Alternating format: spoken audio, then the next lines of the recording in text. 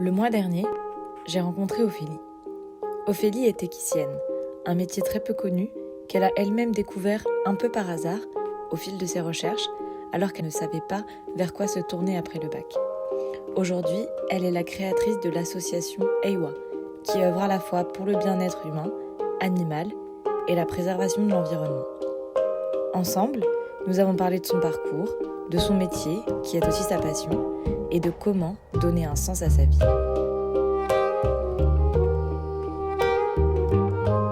Cette vidéo a été tournée dehors, assise dans un pré à côté des chevaux. Alors je m'excuse pour le bruit du vent qui prend un peu le dessus par moment.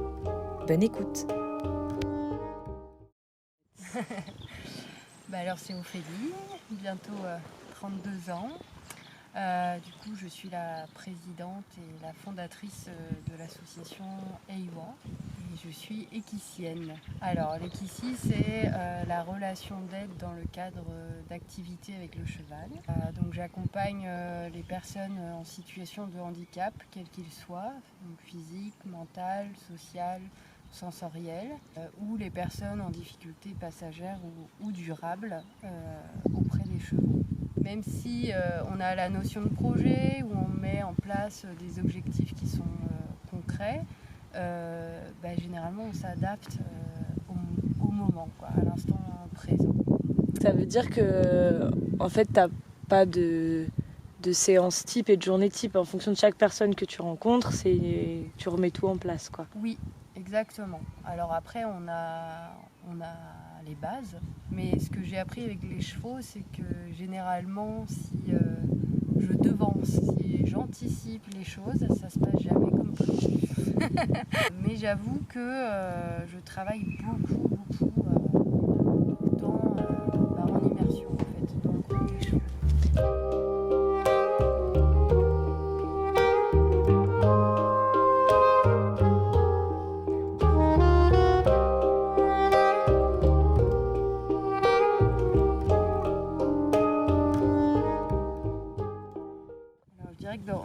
Dans mon parcours, moi je ne m'étais pas destinée à travailler avec les chevaux. Moi j'ai commencé l'équitation, j'avais 12 ans et puis je ne sais pas pourquoi dans ma tête, alors quelqu'un a dû me le dire, mais c'est que je ne ferais pas de ma passion mon métier parce que j'avais compris que ça pouvait... je dirais peut-être amocher notre passion si on est trop dedans. Du coup, moi, enfant, je voulais être institutrice. D'accord. Et puis après, collège, lycée, j'étais motivée à 100% pour être auxiliaire de périculture. Et puis, à la fin de mon bac, j'ai passé mes concours. Ça n'a pas été une grande réussite. J'ai eu aussi ma première jument un mois après mon bac. Et j'ai remis pas mal de choses en question. Donc je suis d'abord passée par le fait que j'étais vraiment nulle et que je servais à rien, jusqu'au moment où je vois encore cet instant où j'étais près de ma jument, où je l'ai regardée et je me suis dit en fait si ça marche pas, c'est peut-être que c'est pas ça. Et là j'ai commencé à fouiller et en fait j'ai commencé à chercher les métiers dans le cheval. Et je suis tombée par hasard, à force de recherche, sur tout ce qui était médiation avec les chevaux. En regardant plus en détail toutes les formations liées à la médiation équine, Ophélie se rend compte que tout ne lui correspond pas. Depuis toujours, elle a une approche très particulière avec les chevaux, qui est en décalage avec les centres d'équitation classiques, où les animaux sont forcés, contraints, parfois maltraités. Une seule formation semble être en accord avec ses valeurs, celle d'équicienne. Et du coup, cette formation, ça a été une évidence complète. Dans le milieu équestre classique dans lequel j'ai évolué, on a été beaucoup dans la compétition et ça, pour moi, c'était pas mon truc, quoi. Et en fait, en formation d'équicien, on a vraiment à étudier tout ce qui est l'éthologie scientifique. Donc on se base sur l'étude du comportement des chevaux pour savoir un peu ce qui se passe aussi chez la personne. Selon ses comportements, et ben, du coup ça va être des indicateurs sur la personne avec qui il est. Et du coup, nous, on doit être en mesure d'observer tous ces comportements, aussi fins soient-ils. Et du coup, le bien-être du cheval, c'est une priorité. Et ça, c'est quelque chose qui, tout de suite, moi, m'a vraiment fait écho, en fait.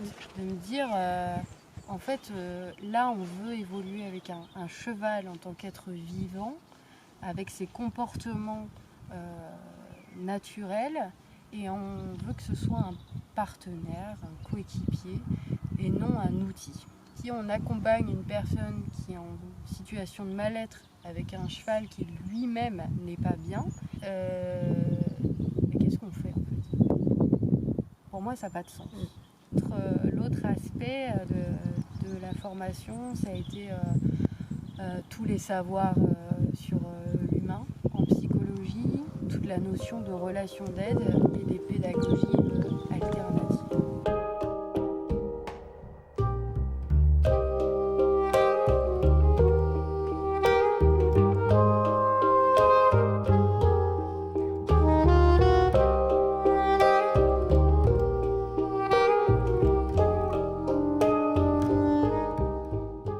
Parce que tout à l'heure tu m'as dit, Ouais. faut pas faire de sa passion son métier pour pas Ouais, gâcher. la gâcher. Et alors est-ce que c'est toujours quelque chose que tu considères comme vrai? Ah bah non. En fait, avoir un métier de passion, alors c'est pas agréable tous les jours non plus. Hein. C'est pas que du bon, il faut le dire, mais ça donne un sens. Et moi, je crois que j'ai trouvé réellement le sens de ma vie. En fait, je sais pourquoi je suis faite. Voilà, je sais pourquoi je me lève le matin. Non, au sein de l'association, on compte aujourd'hui 15 équidés, âgés entre 2 ans et demi et 31 ans, puisque la première jument, Daisy, est toujours parmi nous. On a 4 chèvres, 2 chiens, un chat. Voilà. J'ai envie que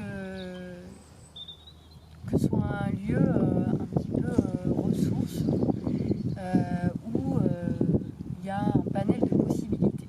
Le but, c'est d'aider le prochain, qu'il soit humain ou animal, et dans une démarche pleine de valeurs et autour de la nature. Aujourd'hui, Ophélie a pour ambition de faire grandir son association, de l'enrichir en accueillant par exemple de nouveaux professionnels et de nouvelles compétences, et en développant davantage d'activités, à l'image du potager qu'elle est en train de mettre en place. Alors, si son projet vous parle, n'hésitez pas à la contacter.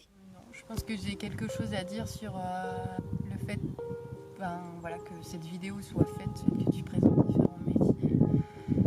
Si ça parle s'il y a des jeunes qui tombent là-dessus,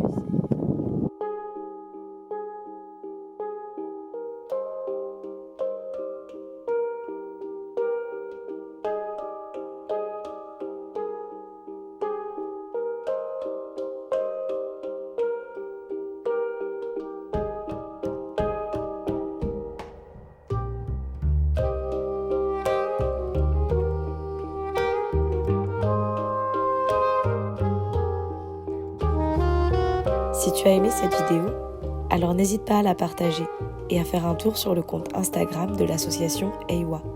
Tous les liens et informations sont à retrouver dans la description. Et si tu veux rencontrer d'autres personnes au parcours et métiers insolites, alors abonne-toi à cette chaîne YouTube et va jeter un œil aux autres vidéos. À bientôt!